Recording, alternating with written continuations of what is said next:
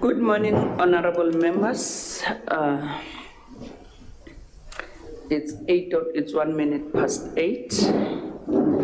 I think we should start with our meeting. Fortunately for us, this subcommittee doesn't need a quorum. So we can start with our meeting. I want to welcome all of you, honorable members, and also the Secretary to the National Assembly with his team for arranging this short meeting, which is the first meeting of the 7th Parliament. Honorable members, we are not going to deal with everything that has been referred to this committee today. This is the start of the subcommittee meeting. Then they will also arrange for another day for us to have a meeting where we will have enough time to process those issues which were referred to the subcommittee by the Speaker. So, honorable members, what we will do today, we will meet and discuss what is before us on the agenda. Then we will break to go to the sitting at 10 o'clock. But as the ANC, I want to apologize upfront that we have our caucus at 9 o'clock, meaning that we will be done with what is before us today. Honorable members, we know that this subcommittee doesn't take decisions. We process, then whatever we process will go to the Rules Committee. Our report will go to the Rules Committee for adoption. So we will not go to the Rules Committee, honorable members, before we process as many items that we refer to us as possible. Hence, I'm saying that today is the start. We will have another day before we go to the Rules Committee, honorable members. Thank you very much. You are all welcomed. And I hope all of us will do have the documents. Honorable Ntlangwini, I see your hand is up. Thank you very much, Chair. I think it's just also for noting an importance that we have the list of all of the items that are sent to us. I get you that you are saying this is only our start for today, but as a committee, I think it's very crucial for us to also know what items were sent to us by the Rules Committee, so that we know how do we schedule the work in, and that will also determine going forward in terms of committee settings and things like that, because there's a number of things that we have said that this committee must be dealing with, and I think it's crucial that we know all of the list of the things that the Rules Committee have sent to us, so that we don't have things hanging in the air. Thank you. Thank you, Honorable Ntlangwini. The Secretary to the National Assembly will deal with those items. Thank you. Honorable Hon. Yeah, thank you, Chair. Good morning to you and all colleagues. Mindful of the fact that, as you say, we don't need a quorum and we don't take binding decisions, can we just be briefed as to whether everyone who's entitled to take up a position on the subcommittee has done so? Because I already foresee a problem. Mr. Wessels has in the meantime joined, that some parties later on might come and want to, I want to say, relitigate what we have dealt with, because they're not here. It is sort of the beginning of everything. So I don't know whether we can just be informed as to whether everybody has taken up positions who is entitled to. Thank you, Honorable Hon. I will then, when I give Mr. Paso the opportunity to make the presentation, he will be able to respond to those issues, Mr. Paso. Can we now deal with apologies, honorable members? I have already indicated that we will break at 9 o'clock to allow us to attend our caucus. Are there apologies, honorable members? No. Mr. Handik? Okay, thank you very much. Honorable members, we are now on item number 3. I will hand over to Mr. Paso to take us through, and also if you can start with responding to the issues raised by the honorable members. Thank you, Mr. Preso. Thank you, Honorable Chairperson, and good morning, Honorable members. Just to start with membership, the membership of this committee is yourself, ma'am, and Mr. Mahlawe from the ANC, and Ms. Makubela, who is here, and Mr. Horn, who is in attendance. Mr. Njingila is not here, but I see Ms. Zuma Sambudla has come in, that is MK. And then Dr. Ndlozi is a member and is in attendance. And what we don't have is Mr. Hadebe from the IFP, and Mr. Ghana, Rise Mzansi, and of course, Mr. Vessels is here. So, Chair, the only parties that are not here is the IFP, Rise Mzansi. The rest of the parties are represented, and therefore we recommend that, as you have directed, we proceed with the meeting. Thank you, Mr. Preso. So we are hoping that in our next meeting, it's only those members who are supposed to attend the subcommittee who will be in attendance. Mr. Preso, you may proceed. Honorable Ndlozi? No, that's fine. I didn't understand Hans' submission. So, the level of being responsible to the parliament, then you will speak to the subcommittee. Anyone can see the vote of the minister. That's the conclusion. But what I didn't understand is when I thought to deal with this, what is the litigation thing in the state? What is the new parliament? Is the certain parliament so when you see somebody telling you to litigate, what is that? I don't get it. I don't understand. It's very intimidating. So I thought Hans is going to deal with the fact that maybe there's a buggy you don't know, I don't know. Chair, Let's allow Mr. Preso to respond, then we may proceed. Thank you. Chair, I thought I understood Mr. Horn to be saying that those members who may come in late may be concerned that things have been raised and they were not party to those issues. That's how I understood him. Yes. Honourable members, in the interest of time, we have a document here that says matter before the NA subcommittee. That's the main document for today.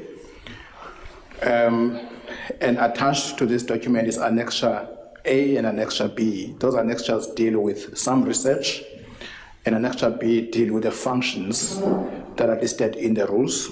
We have also circulated this sample of a sitting arrangement where we think we would go if some of these proposals are agreed to. We've used the Good Oak Chamber because that's happened to be the one sitting arrangement that will be able to demonstrate the point we're trying to make, but this is just for process of demonstration. Maybe before we get to my colleagues, we'll do Annexure A. I just need to respond to the matter raised by Honourable Tlangweni. The matters that will be dealt with by this committee are listed on page 2 of this document, the main document. Apart from what we are dealing with today, there are issues that emanate from the Rules Committee of the 6th Parliament. Rules pertaining to money bills, the rules pertaining to government assurances and undertakings, the rules concerning the recusal of members from committees, and the closing of doors during a division, issue that had to do with the extension of Section 89 panel, which was supposed to be ratified by the Rules Committee, and some rules concerning motions without notice, and of course the other issue that concerns the issue of questions to the executive, the amount of time, whether it should be 3 hours or 4 hours, and to some extent the issue of quality of responses to questions. So those are matters that are before this committee. But we have our sense that for today's committee we want to deal with this particular issue.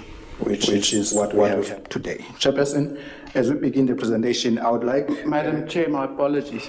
There's one other item Mr. Klaus didn't list, and that's the issue of the forum for oversight over one presidency. That's also been referred to the subcommittee. In the Chairperson, yes, that is a matter that has been referred to this committee. Chair, just to assist as well, the sitting we don't anticipate is going to be beyond 11. Committees are scheduled to start at 12. So if there is appetite and we can't finish this one matter we're dealing with today, we can come back here after the sitting before the committee meetings, but it's up to you, Chair, as you will guide. Chair, with your permission, I'm going to ask Perrin Handik to just go through the research in summary. We take it that members have read. We also wish to indicate that the EFF has made a submission, which we have had time to study as a technical team. We can reflect on that as well. You can come around, honourable member. I hope colleagues will assist us to sit members. So, Chair, I'll now ask Perrin Handik, and then after Perrin, we will then go to the proposals of making. Thank you. Thank you, Chairperson. Good morning, honourable members. So the situation in South African Parliament is confronted now is obviously unique in South African Parliament, but it's not unique if you look at other parliaments around the world. Many parliaments, many countries have coalition governments of various kinds. So I think it would be useful to have a sort of sense of how these parliaments work. And draw from that. I do also want to mention, though, that the nature of the relationship between political parties in Parliament, between the government and the executive. Just a moment. Remember, an extra A of the main proposal. An extra A. That's what we had in a moment. Thanks. Go ahead. Thanks. So they do vary a lot depending on the constitutional order of different countries as well as political circumstance.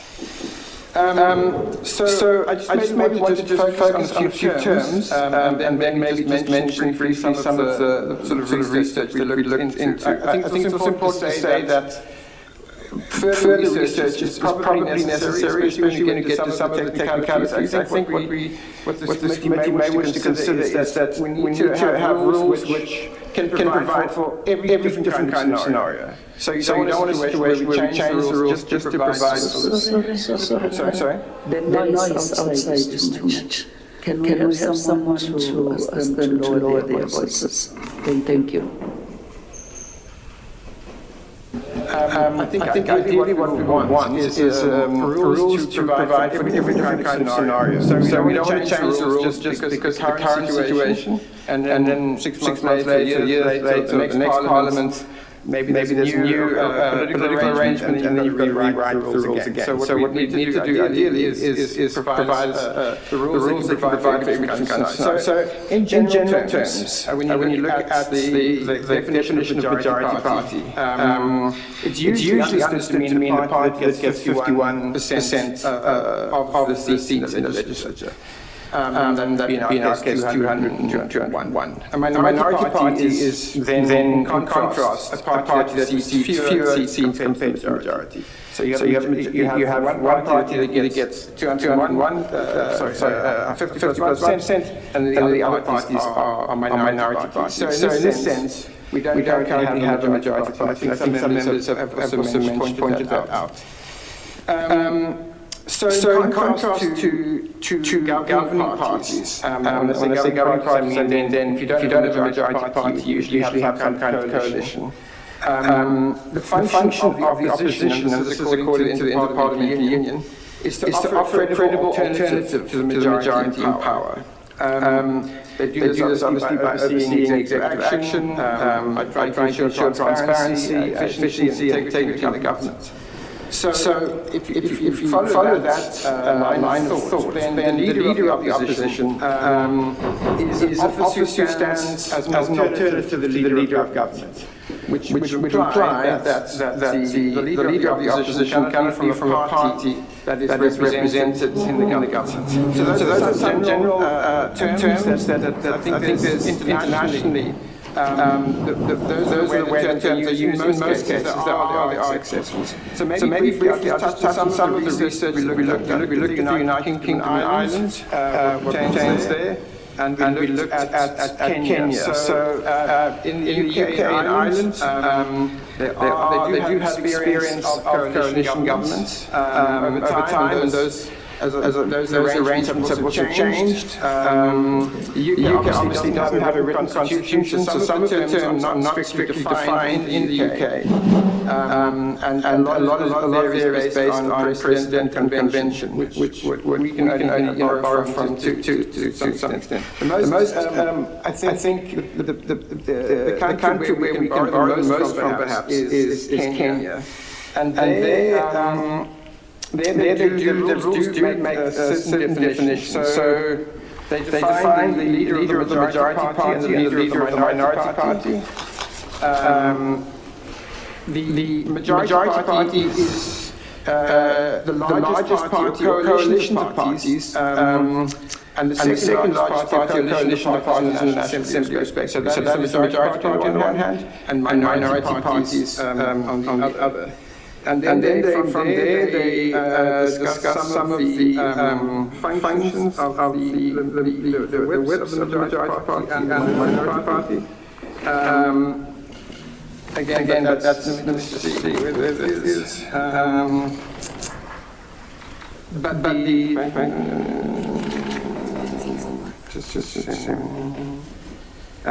they just extrapolate some of the functions of the whips in Kenya. But Chief, I think I should stop there because, as I said, one can only draw so much from these examples. I do think that in time we would need to go a bit deeper into international practice, bearing in mind that our situation is not unique. It isn't unique, but some of the intricacies, the constitution, the rules, the way our parliament evolves is different from other countries. So, Mr. Kasi, if I can stop there and Now, with that in mind, honourable members, we now wish to go to page 3 of the main submission.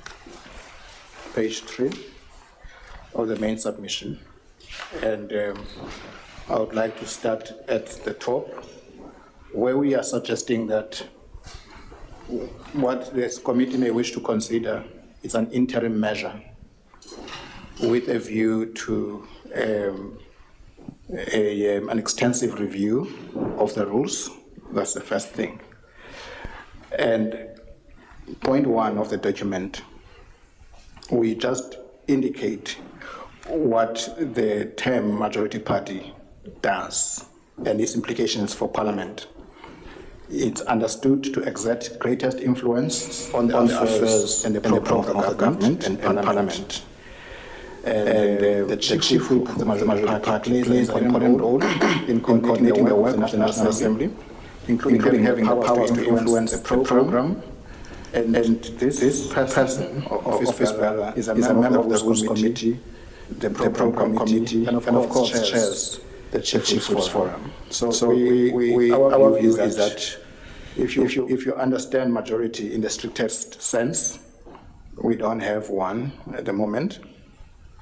So we are therefore proposing that in the rules, majority party be replaced by largest party, and that the definition be added. The largest party means the largest party in the assembly, that is in the government. When it comes to chief whip, we propose that it should mean the chief whip of the largest party in the assembly, that is in the government. Honorable members, we also make a suggestion that could be considered, does not have to be considered immediately, that given the variety of tasks that the chief whip, who is either in the largest party or the majority, has institutional tasks, and we have listed those in Annexure B, which you may go through at another time. The House may consider having a chief whip of the Assembly. If that were to be the case, the chief whip of the assembly would mean the chief whip of the largest party in the assembly that is in the government. We do wish to make this point that this is not a new concept. In the National Council of Provinces, there's a chief whip of the council, who is not coming from a party, of course, influenced by the nature of that house, but also pre-94, there was a chief whip of parliament, but we're not proposing that. We are proposing that you could have a chief whip of the assembly. You could, but that is just a proposal, which of course must be interrogated in terms of its implications. And then in relation to the leader of the opposition, we have cited the constitutional framework, which indicates that the rules and orders, that is page 4 of the document at the top, the rules and orders of the National Assembly must provide for the recognition of the leader of the largest opposition party in the Assembly as the leader of the opposition. This person must be recognized as a leader of the opposition in the event that there are two parties that qualify. The one with the greatest number of votes must be the one that leads. Now, we have gone back to our records. We then noticed that in 1999, there was an attempt to deal with this matter. Honorable members will recall that 1994 to 1996, there was a GNU that also contained the NP at the time, and the NP got away from the GNU in 1996.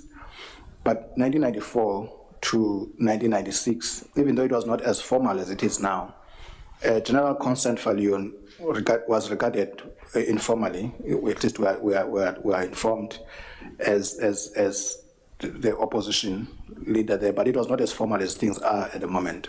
Then in 1996, the NP, when it came out of the GNU, Mr. Van Schalkwyk was the leader of the opposition. And these conversations happened also around 1999, when the IFP was still in government, and a member of the IFP had to be designated as part of the opposition. And this argument came up in the House, and the argument was that you can't be in government and be in opposition. But at the time, the battle was lost. So in 1999, there was an attempt to define what the opposition is, and the definition was the leader of the opposition, the leader of the largest party in the assembly that is not in government must be recognized as the leader of the opposition. And we are proposing that perhaps we need to go back to that definition, if it is agreed, that the leader of the opposition means the leader of the largest party in the assembly that is not in the government. That's what we're proposing. And therefore, opposition party means a party in the assembly that is not in the government. The chief whip of the opposition would be the chief whip of the largest party in the assembly that is not in government. And of course, minority party would mean a party in the assembly other than the largest party. We make the point just to demonstrate some of the technicalities, if you don't want to call them complexities of this, that in the remuneration of public officers, these titles are recognized. Chief whip of the majority party, leader of the opposition, deputy chief whip of the majority party, chief whip of the largest party, and leader of the minority party. So these are also there. So as part of the overall review of the rules, we'll have to look into those technicalities as well. So, Chairperson, that is our submission.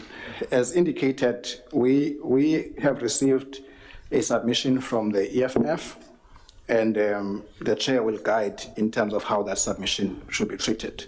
As indicated at the start, should these proposals go the way we have proposed and what has been raised in the House in terms of the sitting arrangement, we are circulating this as a sample of how the sitting arrangement could look like if it is altered from what it is at the moment. Chair, I think I should pause there for now. Thank you. Thank you very much, Honorable Mr. Kaso. I'm elevating you now to honorable members. Thank you very much, Mr. Kaso and Mr. Handek, for your presentations. Honorable members who have just joined us, you are all welcome to this meeting. So we have the presentations before us. I'll take hands. I'll start with Honorable Ndlozi, followed by Honorable Hon, then Honorable Ghana. Thank you in that order.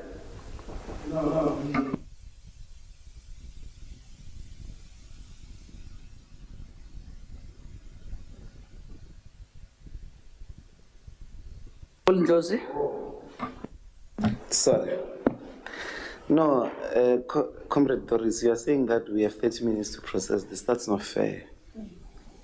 Maybe we must be told what is urgent. Is it the sitting arrangement for Thursday? And that's the first question. What is urgent now? Because we're a working group. We're not. We should not be steamrolled. We must process things properly. So, what is urgent? What is it that needs some urgent attention? It seems to me, from what you're saying, you're suggesting that this is Good Hope here, and then I think Good Hope is sitting this week. And if that's the case, because there are 3 other hands after me, and we have 30 minutes according to the chairperson.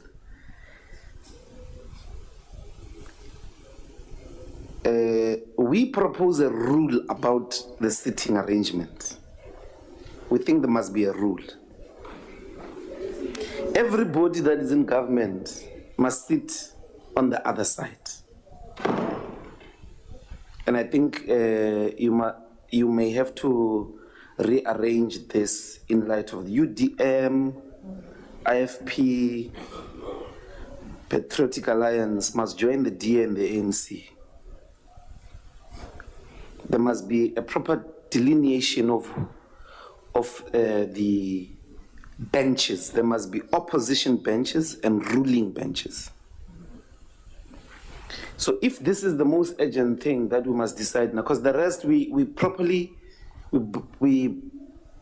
may have to get into the detail. I've got a lot of minor, I think the proposals are going in the right direction. I've got some extensive considerations, but I think because you are saying we must stop in 30 minutes, you might want to guide the meeting. What is it that we need to decide now? And if it's the sitting, I'm saying it's in the right direction, but you want to throw everybody else. There are 10 parties that are in government, including yourself. They must go on the other side, all of them. So that is what I think is urgent. And then the second point is to really ask that if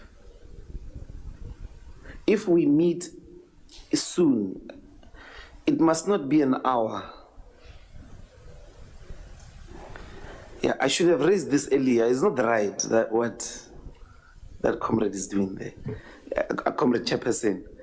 So if we meet again, let's get proper time to workshop each other, item by item, including, because parent just ran through Kenya, Germany, and the UK. It's not fair, and the documents were only sent yesterday as well. We must do justice to these amendments, in my view. So those are my submissions, and I just want to emphasize finally that if what is urgent is this sitting arrangement in an oval form, everybody that is in government must go sit that side. And if there is a way to prioritize it, it must be government prioritization. So the president, the ministers, Like in the bent down National Assembly, if you remember, the Wipari of the ANC used to sit behind the leader of the ANC, more or less. And what you have, even in questions and all of that, is those people of cabinet. They must be visible to the public. They must be in front. And then political party office bearing. If you are in government, you lose that right. So the DA, the ANC, everybody must know that their front line must be cabinet members, in a way. I don't know in this small arrangement. And then in the city hall, I think that should apply as well. I know we may not have time to influence what's going to happen at 10, but Parliament should be delineated between government and parties, opposition, which we may even like not say opposition parties, but the government and the opposition. And government front line must be the president and his cabinet or her cabinet.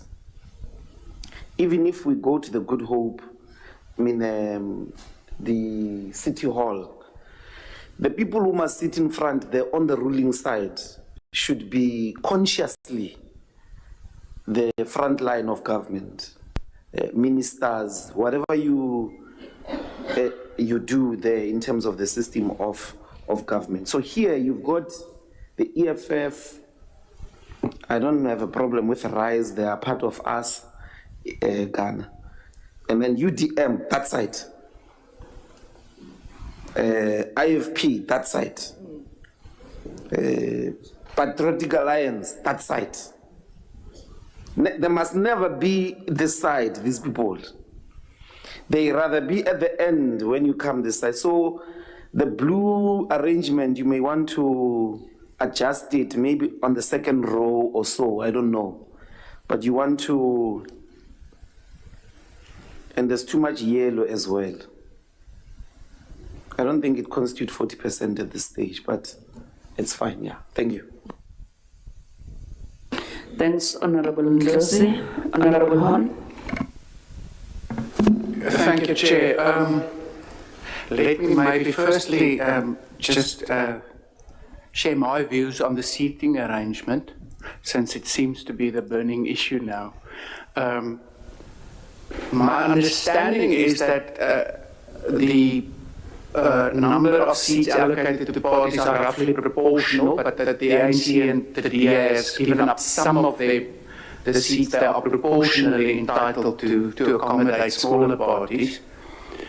And while I hear Dr. Ndlozi about wanting the visual impact of who's in government and who's in opposition by way of how we sit in a small space like the Good Hope Chamber where we really send only delegates and not our whole caucuses, the reality is that I don't think that's realistic to ever expect. I mean, even in the old parliament, when me and Dr. Ndlozi first joined in 2014, the ANC still had more than, I believe, 60% of the seats. And they came around to the opposition side that time.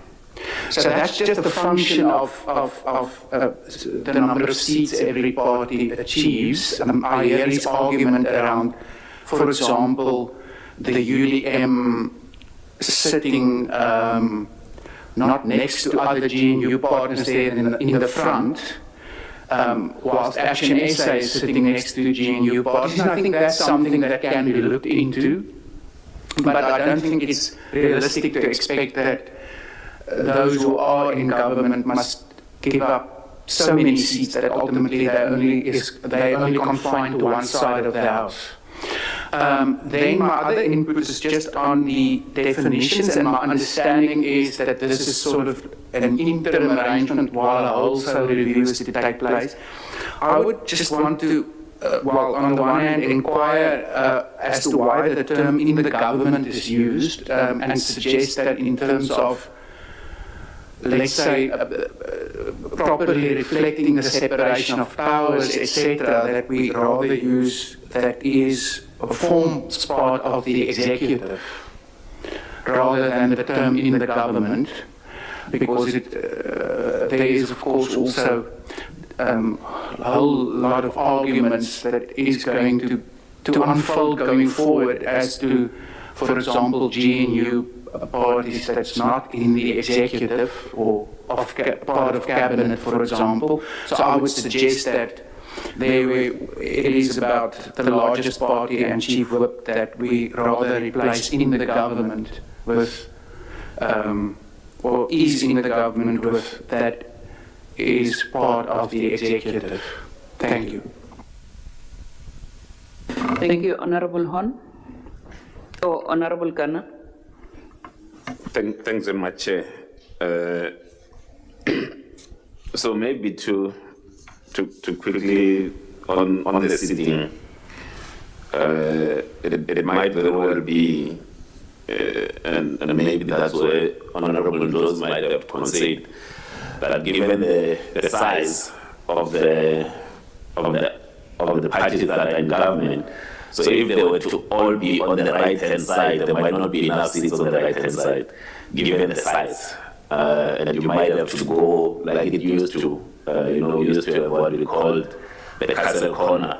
But as long as, so we need to consider that what starts on the left-hand side, first is the opposition parties. So on the left, until all the seats, so you cannot put on the left-hand side, the immediate left-hand side from where the presiding officers are, any of the parties that are in the executive. Once every member is accommodated, then you know that from that moment, whether it will be, a passage, I don't know what you call it, then you know that's where the government starts. Because if you were to have a situation wherein, as it happened in 94, where the government of their national unity, its combined strength was around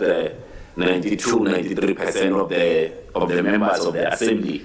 It was impossible to put everyone on the right hand side. So, but for me, the point is the immediate left hand side must first be occupied by parties that are not in the executive, and then once everyone has been accommodated, there has to be something that demarcates that this is the start of the parties that are in government. There should not be mixing of parties that are in the executive and us who are not in the executive, because we are not in the executive. But it might so happen that let's say a smaller party in terms of electoral size, rather than how they know, could very well be sitting on the right-hand side on the basis that all the seats, on the left-hand side, on the basis that all the seats on the right-hand side are occupied. In any case, given the size of the government. But the reason I raised my hand, so I've been thinking about this around the largest party. The largest party should be the party that receives most votes. There should not be to say you are large on the basis that you're in government. So you can be the largest party but not be in government. So we need to change that, because let's say, for instance, you are in KZN. The largest party is not in government. The largest party that received the most votes is not in government. Are we now going to say that the party that received less than half of the votes to the largest parties is now the largest party? So we need, whilst one could make a concession in terms of the chief whip, we need to separate the largest party to the chief whip. I think what is being attempted here is to make the two sit in the same box. They don't have to sit in the same space. You can have a chief whip, which would be the largest party that constitutes government, in the same way that the leader of the opposition is the largest of the parties that are not in government. Then you can have a chief whip of the parties that are in government. But the largest party has to be the party that has received the most votes. Whether it's in government, it's not in government, it should not matter. It's an interesting one, Mr. Castle, that you raised around the chief whip of the assembly. Because it might very well want to borrow from what happens in council, where you have a chief whip of council. But in council, the chief whip of council is elected by council itself. So if you want to have a chief whip of the assembly, are you now subjecting that position to the vote by the assembly itself? Because you can't then say a chief whip of the assembly is then is dependent on who sits in government. It must be the assembly, in the same way that we have a speaker of the National Assembly that is voted by the National Assembly.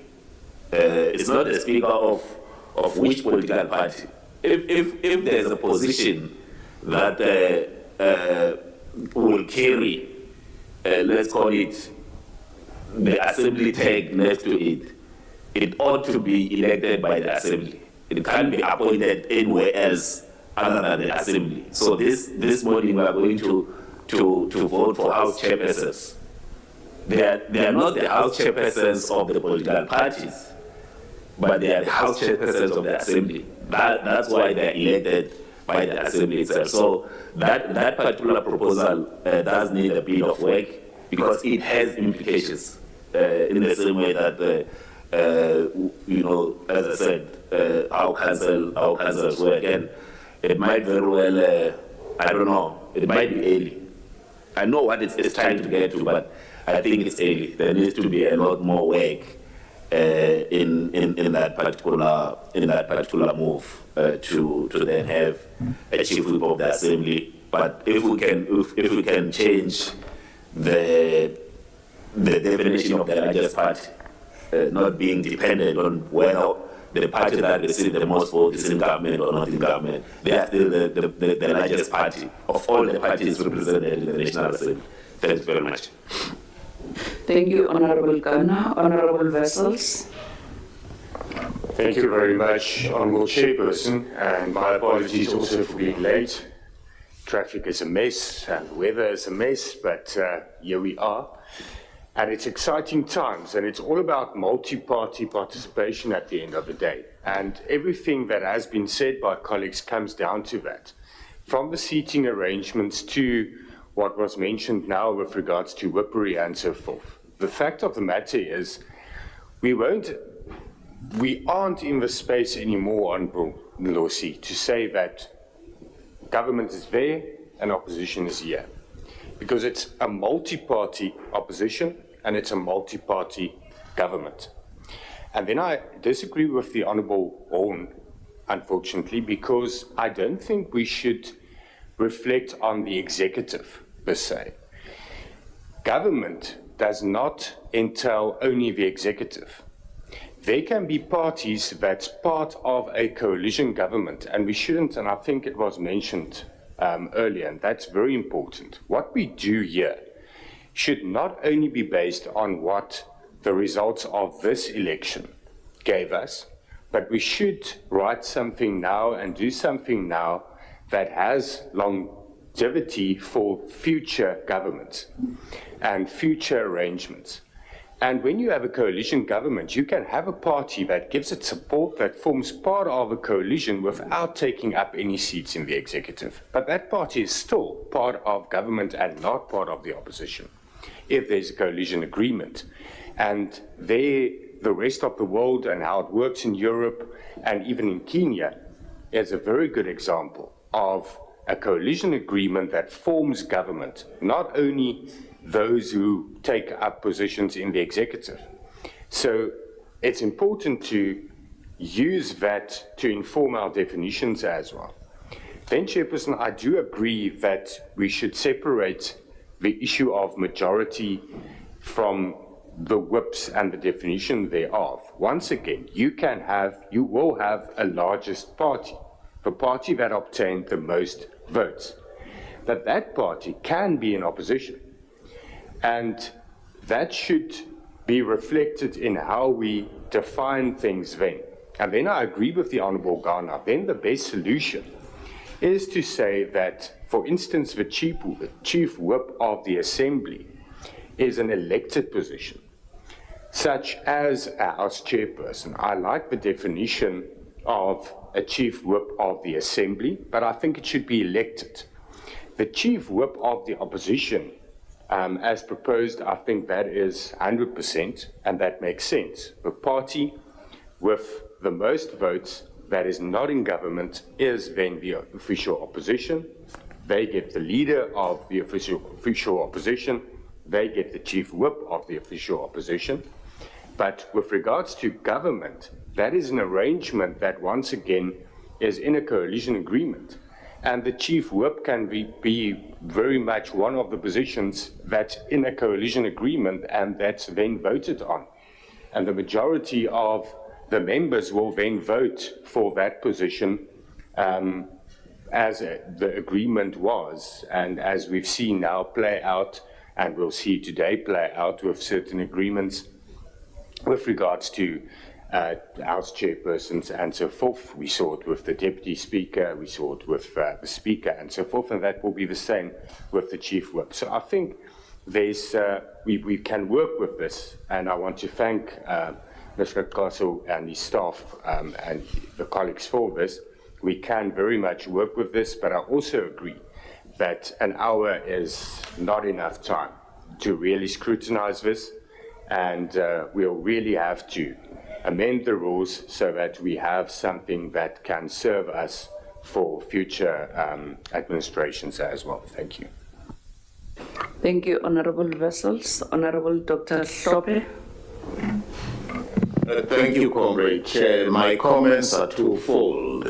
The first one relates to the position taken by EFF, i.e. in relation to sitting arrangements. I support it wholeheartedly. I think we should have government sitting one side and the opposition one side. That's in an ideal world. But I do think, however, problems were highlighted by Honourable Mr. Hon sitting on the other side, i.e. space constraints. And that again has been highlighted by Mr. Vessels, Honourable Vessels and Honourable Ghana. I think the compromise should be, given space constraints, I would support what perhaps Mr. Ghana said. We should have those parties that are in government on the right side, and when that space is fully occupied, then those parties, smaller parties that are in government, may sit behind the opposition. I think that's what you proposed. Am I right?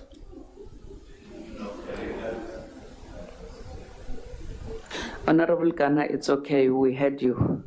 You said the governing party, meaning the GNU, must occupy the right-hand side of the speaker. Then on the left, we start on the immediate left of the speaker. Then there will be the opposition parties. Then a demarcation where the GNU will join. I think I understood him saying that. Thank you very much.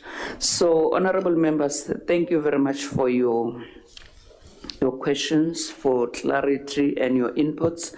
I think I want just to say what I said earlier, honourable members, that we apologize that we have to meet so early in the morning. This is the start of the work of this committee. We are not finalizing anything, and Mr. Kaso even suggested that if time permits, we can come back in the afternoon. if we have time. But I don't think it will be possible because committees must be set up today and members familiarize themselves of the committees that they are going to serve in and the briefings. But I promise this meeting to say that, Mr. Paso, as the administration, you will find time where we can come back as this committee, where we can meet any other day as this committee to further process what is before us. This is just a start. Unfortunately, we have already apologized that, as you know, that we are in this GNU, all of us, some of us, then there are some decisions which must be communicated to us as members of the ANC before we go to the sitting. Hence, we apologize to say that the meeting will end at 9 o'clock to allow us to have that 1 hour. Then we go to the House. So the administration will prepare and arrange for another meeting for this committee to come and process the matters that are before the committee before we could go to the Rules Committee for decisions. Thank you. I'll allow Mr. Paso to respond. Thank you, Chair. I'll come back to you, Honorable Tlangwini. Thank you, Chair. And thanks for the inputs. We will really work on them. Maybe let me say what we thought was urgent. What we thought was urgent was the terminologies, the definitions, because that is going to influence the sitting arrangement as well. So once we finalize that, then we can finalize the sitting arrangement. We circulated this just for purposes of demonstration, because as members know, there is a view that plenaries must be held physically, and the Good Hope Chamber is not able to accommodate all the members of the NA. But we thought this is where we're going in terms of the sitting arrangement. We are still trying to see how we will do it here in the City Hall, because the City Hall is not configured like this. It's got it's a cinema style of sitting. So we'll see how best we do that if we have to sit here in the long term, or for a longer period than just this term. So, honorable members, Chair, we've taken note of the issues raised. I think for me, the issue of the definition of largest party vis-a-vis how you deal with the issue of whips is quite important, that point. And the issue of the chief whip of the assembly, we've explored that, what the role of the House would be. So we appreciate the perspective given by the members on that matter, if that is a way to go. So, Chair, we will be guided by this committee, but our view is that as soon as possible, the committee must finalize this particular issue. We will work on this.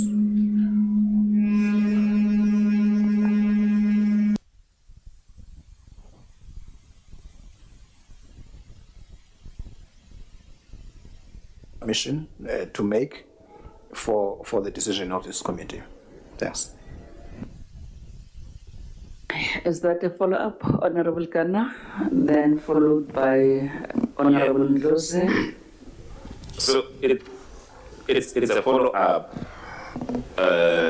and also the implication of the suggested sitting, which I will take it that maybe either from this morning's sittings or the subsequent one, then even in an interim basis, like concept of the chief whip of the opposition, the leader of the opposition, if we look at the proposed sitting, it's starting to move in a particular direction.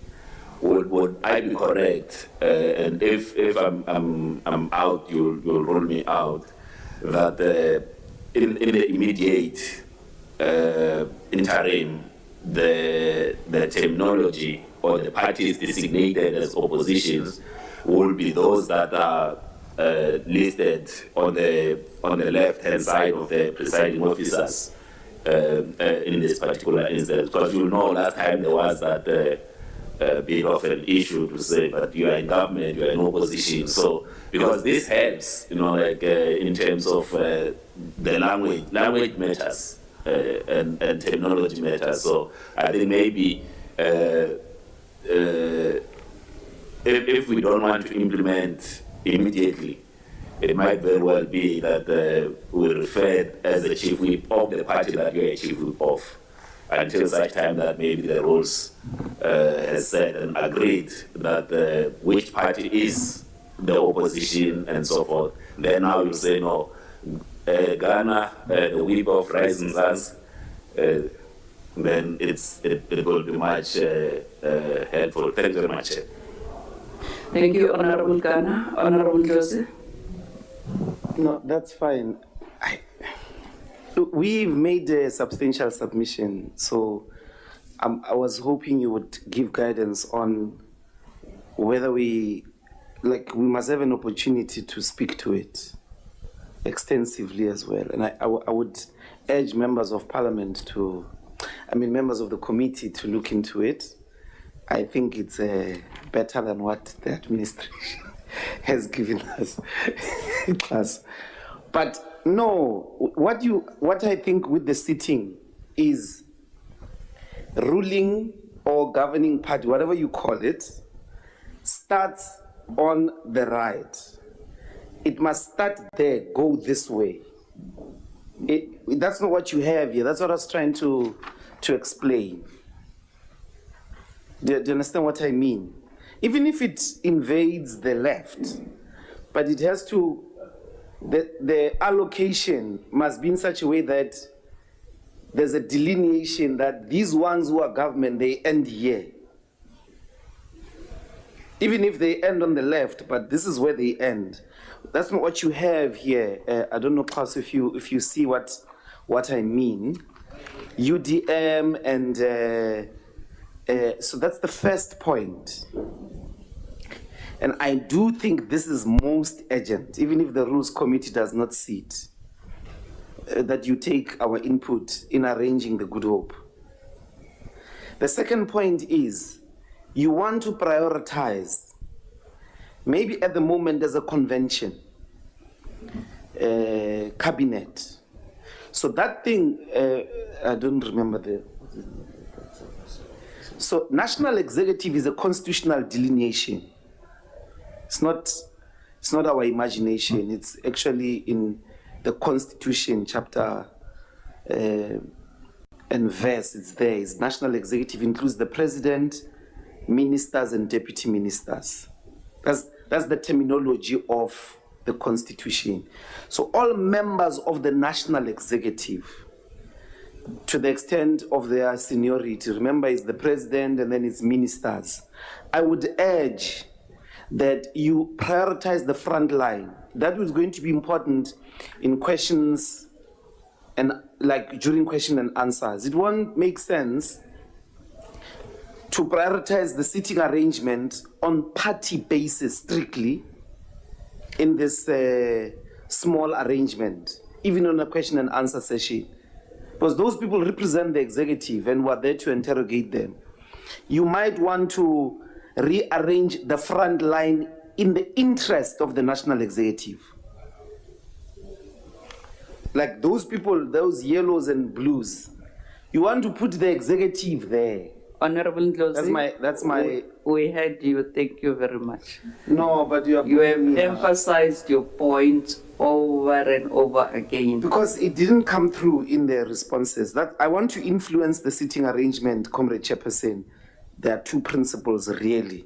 One, we must follow each other like this. Maybe I will do it even privately. Second, the front line must be the national executive. Constitution, it's in the Constitution. Thank you very much. Thank you, Honorable Mahlaule. Thank you very much, Chairperson. I wanted to warn against what Honorable Ndlozi is doing or saying, that in part he can't want us to adopt the sitting arrangement and refer his document that is submitted to further engagement. Let's package them and see what we will do, because if we agree in part and not agree on other issue, there will be chaos. Let's go back. We look at this submitted document, look at the seating arrangement, and we come up with a proper way forward. and report to the Rules Committee, because what my Honorable Ghana is saying that should we do it in the immediate, or we are not a body to take decisions, we're a body to recommend, so that that body can take a decision and then we move forward. Thank you very much. Thank you, Honorable Ghana. Honorable Sitole. Thank you, Honorable Chairperson. First of all, I want to apologize because of transport and the rain. Honorable Chairperson, I'm trying to check here because this one is for Good Hope. So what will be the arrangement for today? Honorable. Thank you, Chair. No, it's just 1 second, Chair. I'm proposing, Chair, that we slot in our meetings, maybe perhaps check maybe today and tomorrow where we can slot in for our meetings to finalize this so that it can be taken to the Rules Committee and that the EFF can also present its submission. Because now it's like when we are rushing, we are running, and we are not doing any justice to what we are coming here to do. So I'm proposing maybe perhaps because to some of the mini plenaries, maybe where we can slot in our time, I'm sure the House chairpersons will allow that so that we can complete this work and maybe perhaps slot in a Monday or Friday or something like that so that we can complete it, Chair. That is my humble plea because now we are caucusing and all of that. So really we need to do justice to our work and not rush off like we are rushing it off now. Thank you. Thank you very much, honorable members. Fortunately, we are not a committee that will take decisions here. So proposals have been made. They have been presented to us. So honorable members, like I said, when I started this meeting, this is a work in progress for this committee.